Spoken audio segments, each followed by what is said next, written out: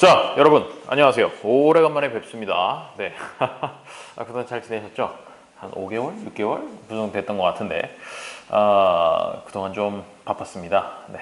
뭐 이래저래 좀 바빴었는데 그래도 뭐 아마 기다려주신 분이 있는지는 잘 모르겠으나 어쨌든 정말 오래간만에 인사를 뵙게 돼서 저도 개인적으로도 정말 기쁘면서 또 죄송스럽게 생각하기도 하고 앞으로는 조금 더 성실하게 한번 업데이트를 해보고자 노력해 보도록 하겠습니다. 이 앞부분 방금 말씀드린 부분 같은 경우에는 일단 처음에 유튜브에 올릴 때는 그대로 올렸다가 나중에 혹시나 이제 그 전체 완강을 하고 나서 완강 예정은 한 40강 정도가 되는데 완강을 하고 나서 혹시 이제 편집을 하게 되면 그때는 좀 잘라내도록 그렇게 하겠습니다. 자, 오래간만입니다. 13장 한번 가보도록 하시죠. 자, 13장은요 책으로는 301페이지 펴시면 13장이 나오고요. 제목은 자본시장과 이자 그리고 이윤 적혀 있죠. 자, 이쪽에 대해서 한번 살펴보도록 하겠습니다. 오늘 볼 부분이 자본, 이자, 이윤 이렇게 세 가지에 대해서 살펴볼 것인데요. 그 중에서 역시나 제일 중요한 건 이자 이쪽입니다. 이자. 그런데 문제는 이 단원에서 사실은 이자에 대해서 이자율이 어떻게 결정되는지 뭐 상세한 얘기 같은 거는 조금 미뤄두고요. 일단 일반적인 얘기들을 13장에 살펴봅니다. 이자율이 결정되는 뭐 케인즈가 얘기한 유동성 선호 이론이라든가 이런 것들은 나중에 27장에서 더 자세하게 살펴볼 예정입니다. 그러면 일단 먼저 자본부터 한번 보시죠. 자, 자본. 영어로는 캐피탈이죠. 캐피탈. 많이 들어보셨을 거예요. 땡땡 캐피탈, 뭐 이제 돈 빌려주는 데죠. 그리고 자본주의라는 용어, 캐피탈리즘에서도 나오는 것이 바로 이 자본이라는 용어가 되겠습니다. 자, 이 자본이라는 거는요, 흔히 생각하실 때는 돈 이렇게 생각하시는데 뭐 그렇습니다. 그것도 맞고요. 하지만 꼭 돈만을 의미하는 건 아니고요. 돈 말고도 각종 생산 활동에 필요한 여러 가지 이제 기계라든가 설비라든가 기술 생산 기술 이런 것들도 전부 자본에 들어간다는 것 그거까지 일단 생각을 해두시고요. 자, 그럼 먼저 생산 요소라고 제가 말씀드렸죠. 생산 요소. 자, 오래간만이긴 합니다만 생산 요소가 어떤 것들이 있었는지 한번 떠올려 보도록 하죠. 사람이 일을 하는 노동 당연히 생산 요소 중에 하나고요. 그 다음에 또 한 가지 조금 생소하긴 합니다만 토지 농업이라면 이해가 되는데 다른 것 어떤 산업이든지 간에 사실은 토지가 필요하긴 합니다. 그래서 이제 노동, 토지, 자본 이 세 가지를 크게 3대 생산 요소라고 얘기를 하는데 자, 이 두 가지 노동이랑 토지에 비해서 자본이라고 하는 녀석이 좀 특징을 가지고 있다고 하는군요. 교재를 보도록 하겠습니다. 302페이지 자본의 개념 보시면요. 자, 노동과 토지는 별도의 생산 과정을 거치지 않아도 바로 사용할 수 있다는 의미에서 본원적 생산 요소라고 이야기를 합니다. 하지만 이에 비해 자본은 생산 과정을 거쳐야 한다는 의미에서 생산된 생산 요소. 뭐 말이 좀 그래요. 자, 어쨌든 생산된 생산 요소라고 부를 수 있다. 또한 자본, 정확히 말해 자본재는 오랜 기간 동안 사용할 수 있다는 의미에서 내구성이 있다. 내구성. 한번 써가지고 일회용이 아니라는 거죠. 자꾸 계속해서 반복해서 쓸 수 있다. 특정한 기간 동안 쓸 수 있다라는 이런 특징이 있겠습니다. 쌤, 그러면 토지는요? 토지도 마찬가지죠. 토지도 마찬가지고 노동 같은 경우는 물론 이제 소비라고 표현하기 좀 그러네요. 노동은 공급되고 나면 사실 일회성이 좀 있다고 볼 수 있겠죠. 자, 그 다음 계속 보시면요. 자본주의에 투자한다는 것은 간접적 혹은 우회적 방법으로 생산을 하기로 선택한 것을 뜻한다. 뭐 이하부터는 그냥 한번 읽어보시면 되겠습니다. 사실 방금 말씀드린 노동, 토지, 자본 이 세 가지 정도가 주로 생산 요소고 그 중에서도 자본이라고 하는 녀석은 본원적인 녀석은 아니다 정도 알아두시고 그 다음에 내구성이 있어서 계속해서 쓸 수가 있다. 거기까지 봐두시면 되겠습니다. 또한 이 자본재라고 하는 거는 말이죠. 그 오른쪽에 페이지에 보시면 그래프가 나와 있습니다. 시간 그리고 소비 수준 이렇게 두 가지 축을 가지고 그림을 그려놨는데요. 시간 그리고 소비 수준. 자, 투자 행위를 하지 않는 경우를 이렇게 표현을 하면요. 투자 행위를 한다. 즉 자본을 마련을 한다라고 하면은 그 그래프가 어떻게 바뀌느냐 하면요. 색깔 분필이 제가 깜빡했네요. 자, 이렇게 해서 그대로 같이 가다가 투자를 하는 순간 잠깐 줄어듭니다. 그렇겠죠? 어떻게 보면 저축이라고 볼 수도 있겠죠. 저축이랑 조금 다르긴 해요. 예, 실제로 이제 어떤 생산 설비, 사람이 계속 손으로 만들다가 안 되겠어. 너무 힘들어. 기계를 하나 들여놔야지. 라고 하면서 기계를 처음에 살 때, 딱 사는 시점에서는 소비 수준이 떨어지겠죠. 왜? 돈을 썼으니까. 자, 그런데 여기 조금 시간이 지나면 요거보다 이렇게 올라갈 수 있다는 거죠. 투자를 하지 않았을 때보다 더 올라가서 그 상태를 조금 더 길게 누릴 수 있을 거라고 기대를 하고 투자를 한다는 얘기죠. 자, 그 정도까지 봐주시면 되겠습니다. 자, 그러면 자본의 구체적인 형태는 어떻게 되냐? 이 자본에 대해서 이제 살펴보니까요. 자본의 형태는 또 크게 세 가지로 나눠볼 수 있답니다. 다음 페이지로 한번 가보시죠. 자, 한 나라 안에 존재하는 자본재의 총량을 자본 스톡이라고 얘기를 하는데, 자본 스톡. 한글로 쓰니까 좀 그렇죠? 치킨 스톡도 아니고. 자, 영어로는 스탁 해가지고 저량, 쌓여있는 양, 이런 의미로 얘기를 할 수 있겠죠. 자, 그 다음 페이지를 보시면요. 세 가지로 나눠진답니다. 첫 번째 뭡니까? 구조물이죠. 구조물. 영어로 structure 돼 있고요. 그 다음에 두 번째는 설비. 그리고 세 번째는 재고. 하나씩 살펴보도록 하죠. 자, 구조물 보시면요.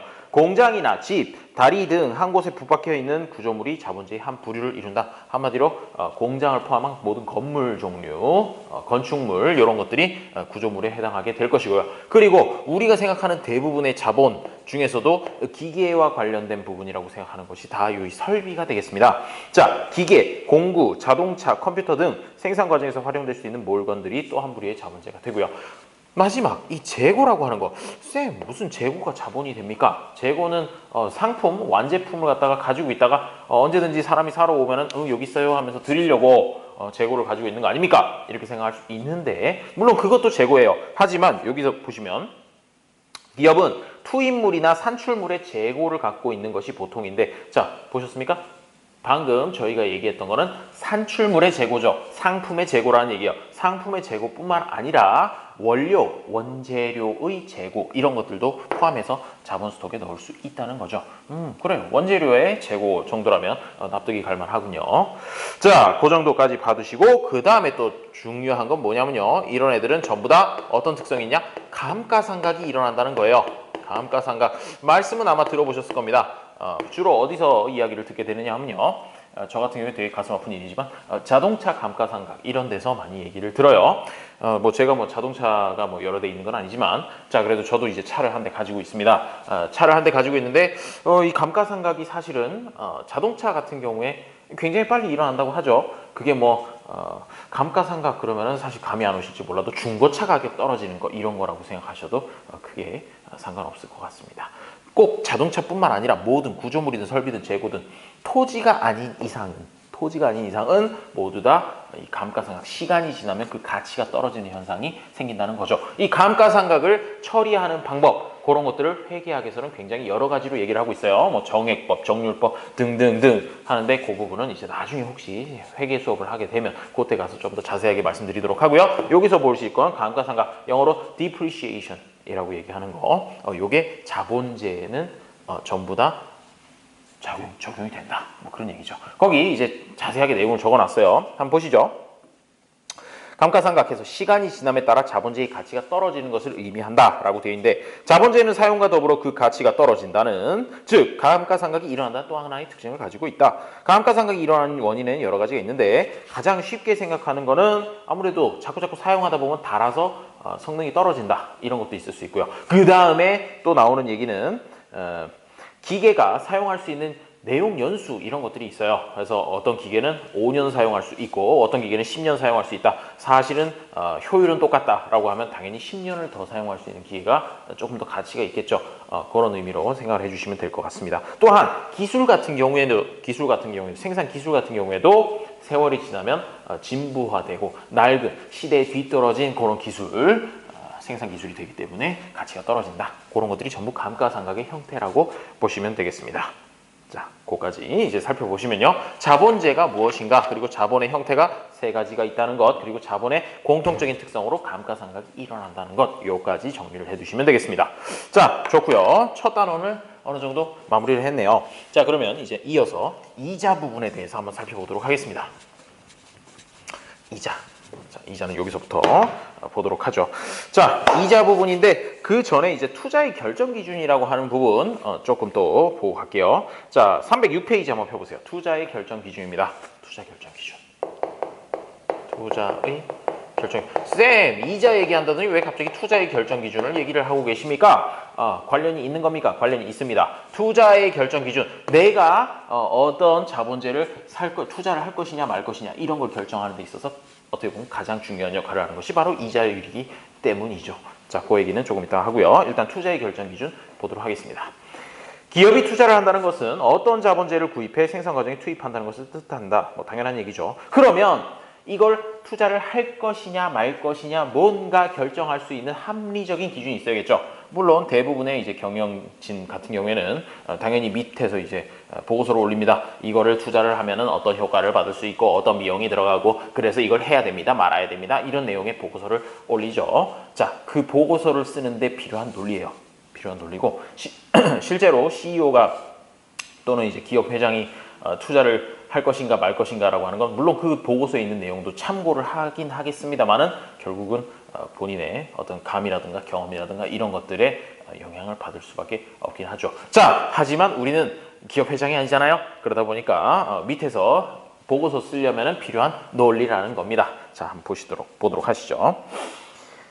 자, 할인과 현재 가치라는 파란색 글자가 보이네요. 할인과 현재 가치. 요거를 좀 알아야 이야기를 진행할 수가 있습니다. 단어가 할인이라는 단어를 보니까 뭔가 깎아주는 느낌이 팍팍 들죠. 그렇습니다. 영어로도 디스카운트죠. 디스카운트. 많이 들어보셨을 거예요. 디스카운팅, 디스카운트 뭐 이런 것들이 이제 할인이 되는데 그러면 이건 뭐냐? 깎아준다는 뜻이죠. 맞습니다. 깎아주는 건데 그럼 뭘 깎아주느냐? 이거 현재 가치를 만들기 위해서 깎아준다는 얘기가 되겠습니다. 그러면 현재 가치가 뭡니까? 자, 영어로는 present value. 그래서 이건 뭐냐면요. 자, 여기에 10,000원짜리가 한 장이 있다고 해보죠. 그리고 중학생, 왜 하필이면 또 중학생인지 모르겠지만 중학생이 한 명 앞에 있습니다. 자, 중학생한테 얘기를 하죠. 지금 내가 너한테 10,000원을 줄 수도 있고요. 아니면 1년 후에 네가 이걸 받겠다고 하면 15,000원으로 주겠다.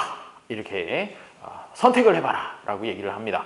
그러면 이제 중학생은 깊은 고민에 빠집니다.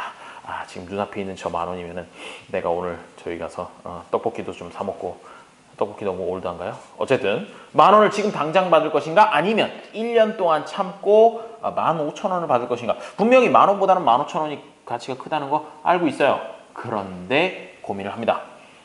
눈앞에 있는 10,000원인가 1년 후에 15,000원인가. 물론 거긴 또 이제 한 가지 추가적인 요소가 있긴 합니다. 이 사람이 진짜 1년 후에 한 말을 지킬 사람인지 그것도 사실 중요하긴 하죠. 하지만 그거는 이제 지킨다고 가정을 하고 확실하다. 맨날 보는 사람이기 때문에 1년 후에 나한테 사기칠 가능성은 없다. 하지만 어쨌든 지금 10,000원이냐 1년 후에 15,000원이냐 왜 고민을 하겠습니까? 그냥 이 현재 가치라고 하는 개념이 없다면 지금의 10,000원 나중에 15,000원 당연히 15,000원이 큰 거잖아요. 그렇기 때문에 15,000원을 선택하는 게 맞지만 문제는 1년이라는 시간이 바로 이 현재 가치를 만드는 할인 과정을 불러일으킨다는 거죠. 무슨 얘기냐면요. 중학생이 결국 저는 지금의 10,000원과 1년 후에 15,000원이 똑같아서 어떤 걸 받아야 될지 판단을 못 하겠습니다 라고 얘기를 한다 그러면 이 중학생은 사실은 그 1년 후에 15,000원을 지금 당장 환산해 가지고 현재 가치로 만들어서 10,000원이라고 판단을 했다는 뜻이에요. 그래서 지금 있는 10,000원이랑 1년 후에 15,000원이 똑같다라고 판단을 했다는 거죠. 그런 식으로 미래에 들어올 현금을 또는 나갈 현금을 지금 당장으로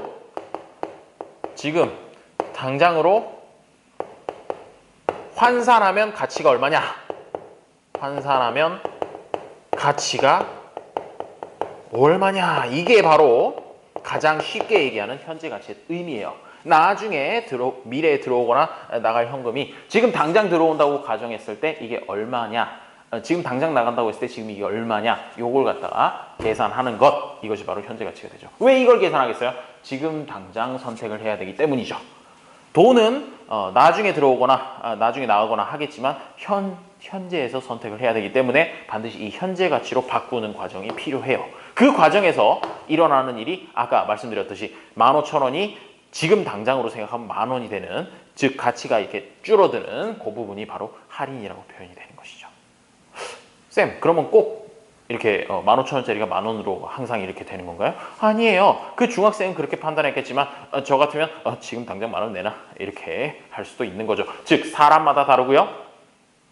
그 다음에 그때 당시의 여러 가지 요인들에 의해서 이 할인하는 정도, 할인율이라고 하는 게 바뀌게 되는데 그거에 대해서 이제 살펴보도록 하죠.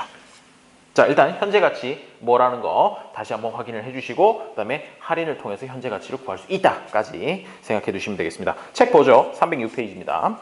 어떤 기계의 가격은 25억 원인데 생산 과정에 사용되면 앞으로 15년 동안 매년 2억 원씩의 수익을 가져다 준다고 한다. 그래. 15년 동안 2억씩이란 말이지. 그러면 합해서 30억이네. 지금 당장 25억이 나는데 15년 동안 30억을 받아? 어이구 이거 하기만 하면 그냥 무조건 5억을 버네. 이렇게 생각하는 사람은 잘 없다는 거예요.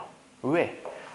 지금 당장 비용이 발생하고 수익은 미래에 들어오기 때문에 사실 미래에 들어오는 수익이 현재 가치로 환산했을 때 얼마인지 그거를 갖다 확인을 반드시 해봐야 된다는 거죠. 사실 상식적인 얘기예요. 자, 그러면 쭉쭉쭉쭉 내려가 보죠. 내려가 봐서 중간에 굵은 글씨로 현재 가치라고 되어 있죠. 자, 예컨대 3년 후에 얻을 수 있는 수익 2억 원은 지금 당장 얻을 수 있는 수익 2억 원과 그 가치가 다르다는 점을 고려하지 못한 것이다. 뭐 등등등 얘기가 나와 있어요. 자, 그리고 거기에 요상한 식이 나오게 되는데 이것이 무엇이냐? 자, 이 할인하는 정도라고 하는 걸 갖다가 한번 생각을 해보죠. 지금 거기 있는 얘는요, 그거예요. 1년에 10%씩 할인을 한다. 즉 10%씩 할인을 한다라는 얘기는 어떻게 되느냐면요. 자, 거기 이제 307페이지에는 예를 볼게요. 투자 여부의 결정 기준. 가격이 10억 원인 어떤 기계가 있다. 10억짜리 기계. 자, 그런데 이걸 사면요. 어떻게 되느냐. 생산 과정에 투입하면 5년 동안에 2억, 3억, 3억, 3억, 2억이라는 요런 보상을, 그러니까 어떤 이익을 얻을 수 있다라고 한번 생각을 해보도록 하겠습니다. 그러면서 이제 할인율이 10%일 때를 한번 생각을 해볼게요. 자, 1년차 2, 3, 4, 5 해가지고 얘는 2억, 3억, 3억, 3억, 2억. 자, 이런 식으로 이제 돈이 들어온다. 지금 당장 나간 비용은 10억인데 이렇게 한번 생각을 해보죠. 그러면 할인율이 10%면 그걸 어떻게 해야 되느냐? 1년 후에 들어오는 2억이라고 하는 것의 가치는 사실 2억이 아니라 이거보다 작아요. 어떻게 작냐? 1 플러스 0.1 이렇게 계산한 것만큼으로 줄어들게 된다는 거죠. 이건 뭡니까? 0.1이라고 하는 게 사실 10%거든요. 10%만큼 깎아준다라는 그런 의미가 되겠어요.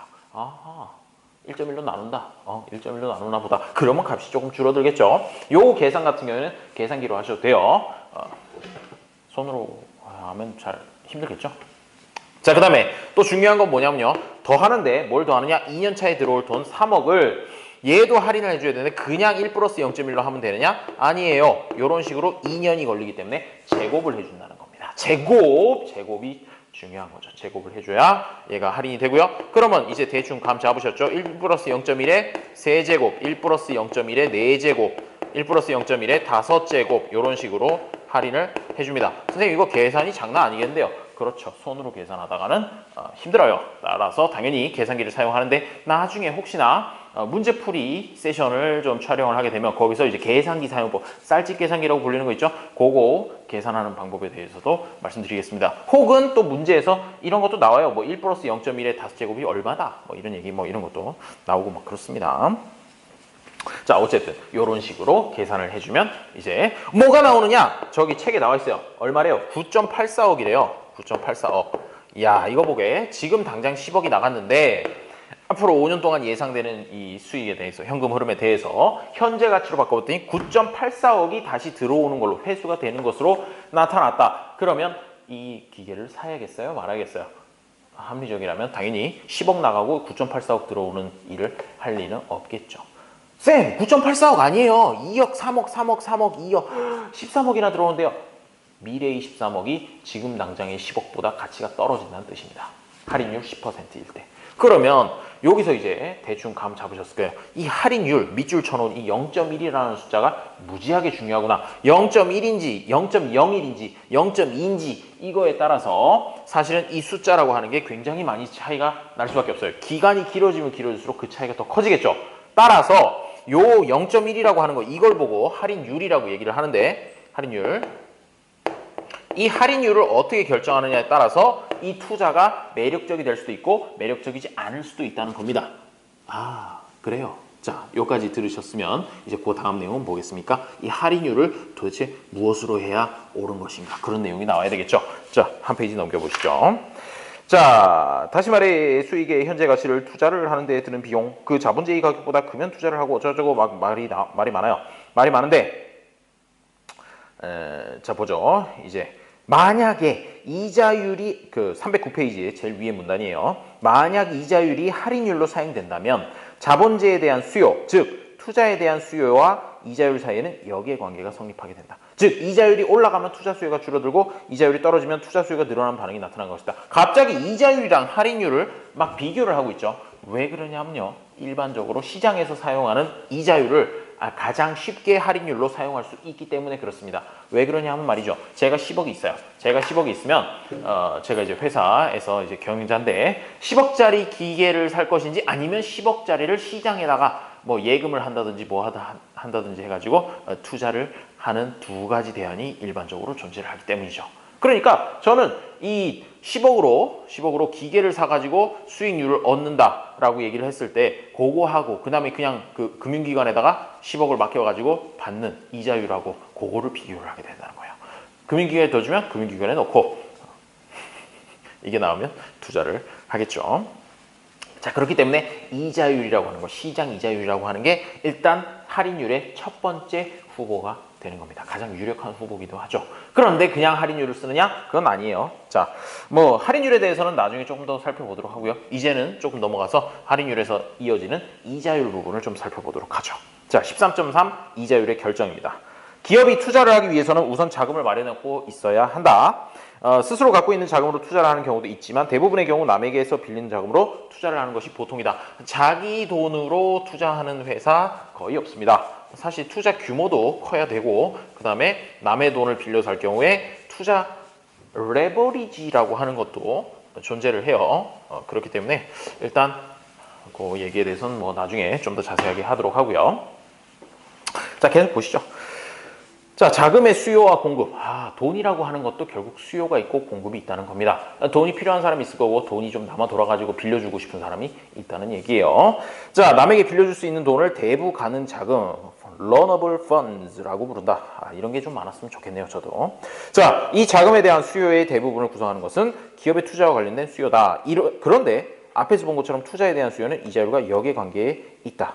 즉, 시장 이자율이 올라가면 그냥 금융기관에다 맡겨버린다는 거예요. 투자 안 하고. 그렇기 때문에 시장 이자율이 올라가면 자금에 대한 수요가 줄어들고 이자율이 떨어지면 자금에 대한 수요가 커지는 것이다. 기업뿐 아니라 소비자나 정부도 투자를 하는 것과 비슷한 행위를 할 때가 있고 이와 관련해서 자금을 필요로 하게 된다.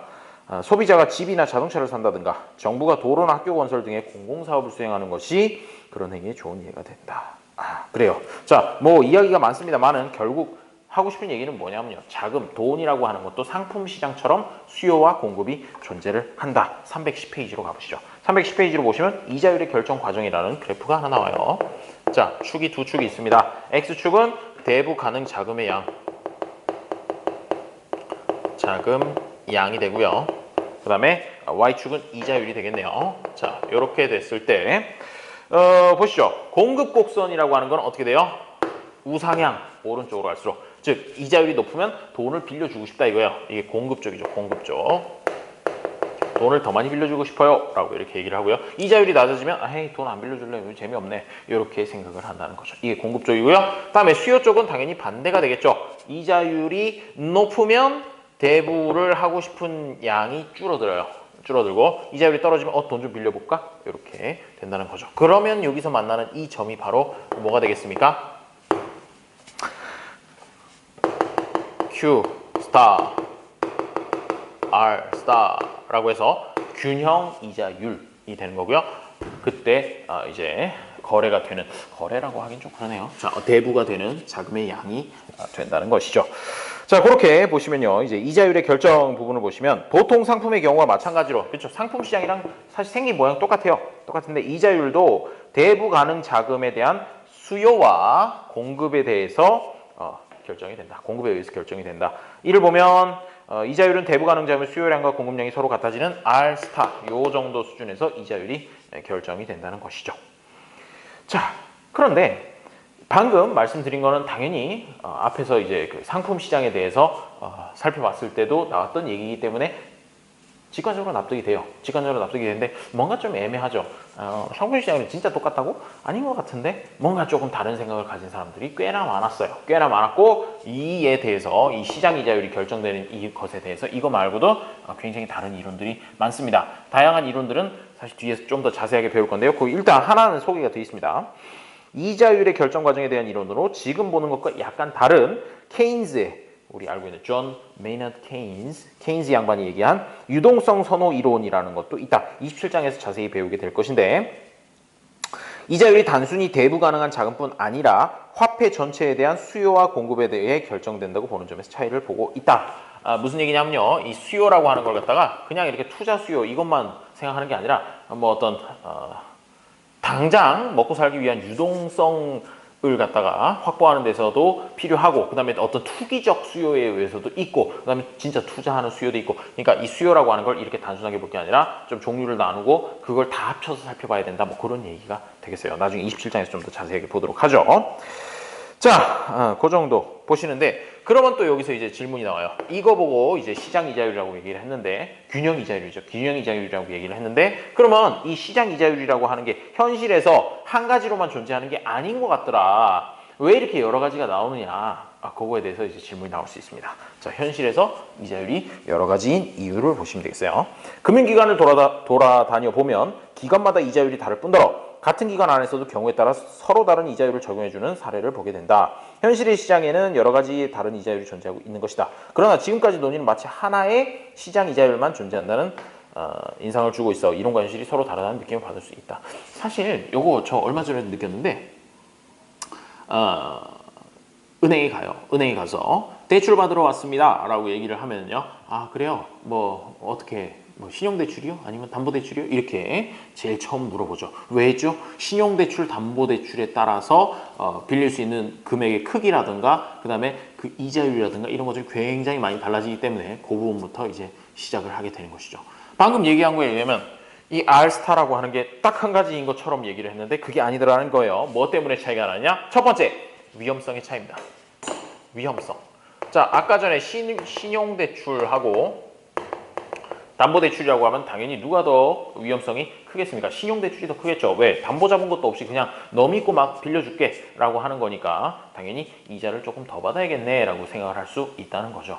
담보가 있으면 최악의 경우에 에이씨, 돈도 안 갖고 담보 내가 그냥 처분한다 해가지고 어느 정도 뭐 100% 회수할 수도 있고 일부를 회수할 수도 있는 부분이기 때문에 위험성이 조금 더 떨어진다고 볼 수 있는 것이죠. 자, 그 다음에요. 대부 기간의 차이. 대부 기간. 요것도 있습니다.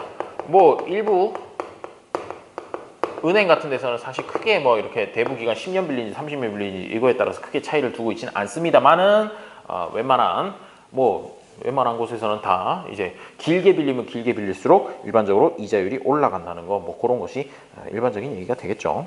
자, 다음에 행정 비용의 차이. 사실 여기서부터는 조금 구차해지는 것 같긴 한데 자, 행정 비용의 차이라는 것도 있다고 하는군요. 잘 읽어보시면 별 내용은 아니에요. 자, 대출협정의 체결이나 대출자금 회수 등에 소요되는 행정비용 때문에 이자율의 차이가 날 수 있다. 1억 원짜리 대출 10건에 소요되는 행정비용은 10억 원짜리 한 건에 비해 더 큰 것이 보통이다. 하하하, 그냥 웃고 말지요. 자, 그 다음에 조세상 대우의 차이. 조세상 대우의 차이. 그렇죠. 앞에 있는 이 두 개에 비하면 훨씬 더 짜잘짜잘한 이유라고 볼 수 있겠습니다. 예컨대 어떤 종류의 국공채는 세금이 면제되는 혜택을 받는 경우가 있다. 돈을 빌려주는 사람 입장에서 볼 때 궁극적으로 문제가 되는 것은 세금을 내고 난 후의 이자율, 즉 세후 이자율이다. 따라서 이자 수입에 대해 세금이 면제되는 경우에는 다른 종류의 대출보다 더 낮은 이자율이 적용될 수도 있다. 그런 얘기, 그 정도까지 보시면 되겠어요. 사실 이자율과 관련해서도 한두 시간 정도는 떠들 수 있겠지만 그거 더 자세한 거는 나중에 뒤편에서 자세하게 좀 더 다뤄보도록 하죠. 일단 오늘은 어디까지요? 이자율이라는 것도 역시 상품 시장처럼 수요와 공급에 의해서 결정이 될 수 있다. 그리고 그 밖에도 다른 이론도 있다. 그리고 이자율이라고 하는 건 시장 이자율이라고 하는 건 사실 한 가지가 아니다. 한 가지가 아니고 이런 것들의 차이에 따라서 그때 누가 빌리느냐, 언제 빌리느냐, 얼만큼 빌리느냐에 따라서 다 다를 수 있다까지 알아두시면 되겠어요. 자, 이렇게 해서 두 번째 메인 파트 이자가 끝났군요. 굉장히 폭풍같이 강의를 하고 있어요. 제 말이 빠르다고 느끼시는 분은 조금 천천히 보시면 되고, 그럼에도 불구하고 딱 이 양반 말 되게 느리네, 했던 말 또 하고 웬만하면 안 그러려고 하는데, 자, 그렇게 느끼신다면 조금 더 배속을 올려서 들으시면 되겠죠. 유튜브에서 다 가능하더라고요. 자, 마지막 이윤입니다. 이윤은 영어로 profit. 이걸 얻기 위해서 사실 사업가들은 사업을 하죠. 자, 그러면 이윤 한번 보시죠. 지금 우리가 배우고 있는 이론 체계를 신고전파 경제학 혹은 주류 경제학, 네오클래시컬 이코노믹스 혹은 메인스트림 이코노믹스라고 부르는데, 이와 대립하는 마르크스 경제학은 이윤의 성격에 대한 독특한 견해를 갖고 있다.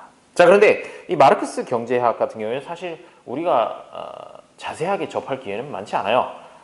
제가 어렸을 때만 하더라도 마르크스 책 같은 거 이런 거 갖고 있으면 좀 잡혀가고 막 그런 것도 있었다고 하는데, 물론 제가 갖고 있지 않았기 때문에 모르겠습니다만은, 자, 뭐 사실 요즘 들어서는 이제 마르크스 경제학을 뭐 공부를 하고 연구를 해도 잡혀가는 세상은 아닙니다만은 공부할 의미가 별로 없죠.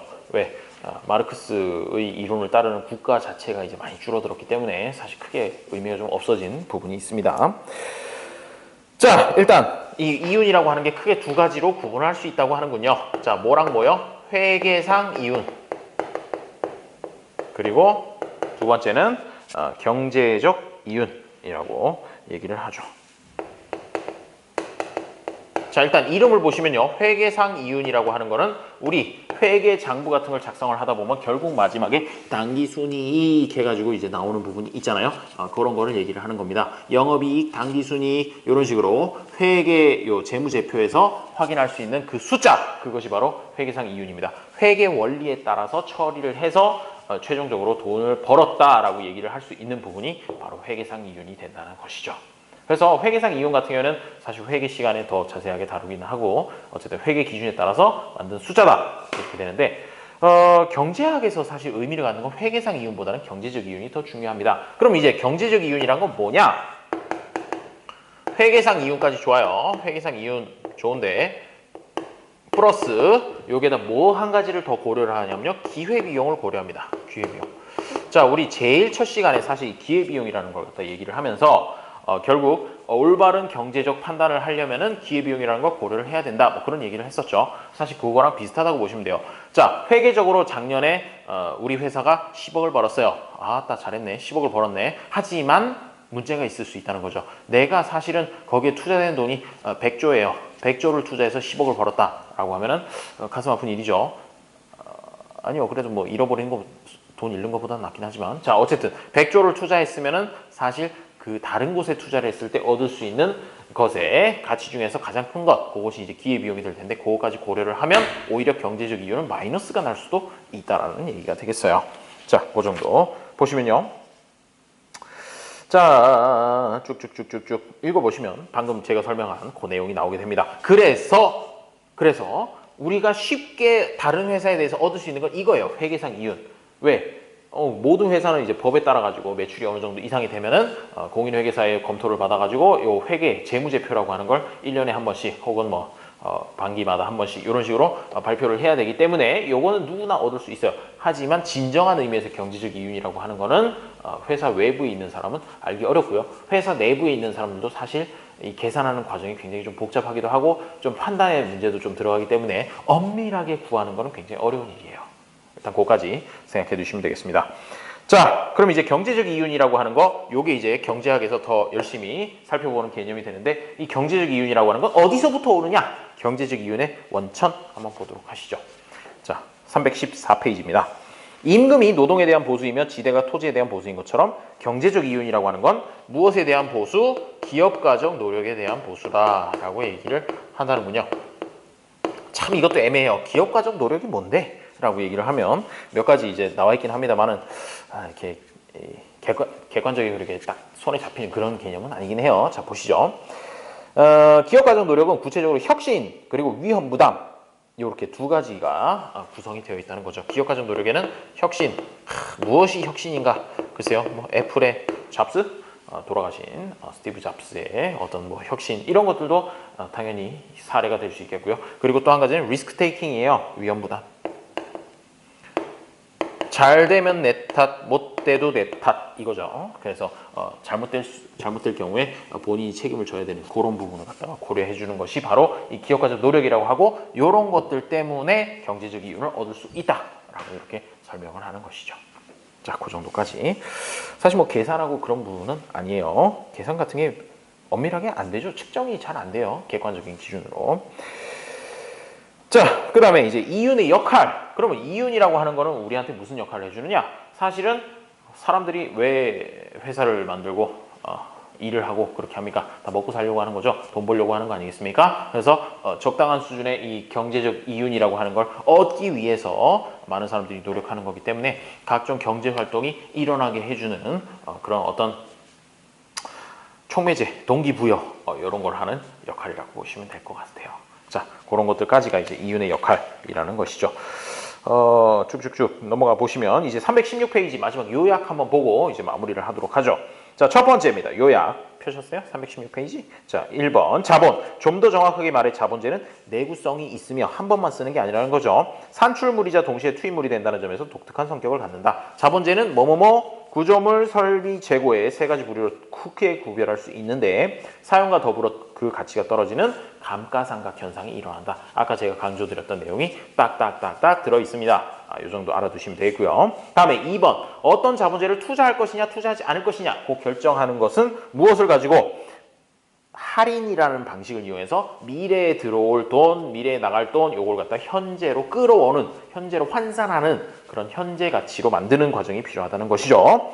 자, 그 자본제에서 예상되는 수익의 현재 가치가 자본제의 구입 가격을 초과할 경우에는 그 자본제를 구입해도 좋다라는 판단을 내릴 수 있다는 거죠. 재정학에서 이 부분에 대해서는 조금 더 자세하게 하고요. 재정학 관련된 문제 풀다 보면은 이게 그래서 어떤 걸 투자해야 되는 건데 라는 그런 얘기도 나오게 됩니다. 이 기준뿐만 아니고요. 방금 얘기한 NPV, Net Present Value 뭐 외에 IRR이니 뭐니 뭐 몇 가지 더 들으시게 될 거예요. 3번 이자율은 자금을 빌려주고 빌리는 것과 관련된 가격이라고 말할 수 있는데 여느 가격과 마찬가지로 대부 가능 자금의 수요와 공급 지웠네요. 자, 수요와 공급이 만나는 점에서 결정이 된다라는 얘기가 되고요. 하지만 거기에서 나오는 R-스타, 즉 균형 이자율이라고 하는 건 한 가지만 존재하는 것은 아니고 실질적으로 이 적용이 될 때는 여러 가지, 여기는 위험성 차이, 대부기간 차이, 행정비용 차이, 조세상 대우 차이, 이 두 개는 모르셔도 되는데 어쨌든 이 위에 두 개, 요거에 의해서 크게 많이 달라질 수 있다까지 봐두시면 되겠어요. 마지막, 이윤이라고 하는 건 profit. 회계상 이윤이랑 경제적 이윤이 서로 다른 거다. 회계상 이윤이라고 하는 건 회계 기준에 의해서 나온 이윤이지만 경제적 이윤이라고 하는 건 거기다가 플러스 뭐 기회비용을 같이 고려한 것이다 까지 봐두시면 되겠습니다. 와우. 간단한 단원이었어요. 자, 거기 있는 연습 문제들 한 번씩 보시면 될 것 같고요. 자, 그러면 이어서 다음 시간에는 14장 이제 소득 분배의 현실 요거에 대해서 한번 보도록 하겠습니다. 14장 소득 분배의 현실이라고 되어 있긴 한데 사실 현실을 그렇게 반영하는지는 모르겠어요. 이 책이 나온 것도 또 몇 년 됐고 그 다음에 이 소득 분배라고 하는 거는 요즘 참 가슴 아픈 일이지만 날이 갈수록 점점 악화되고 있죠. 자, 그 내용에 대해서는 이제 다음 시간, 다음 동영상에서 뵙도록 하겠습니다. 여러분, 구독과 좋아요, 알림 모두 부탁드립니다. 감사합니다.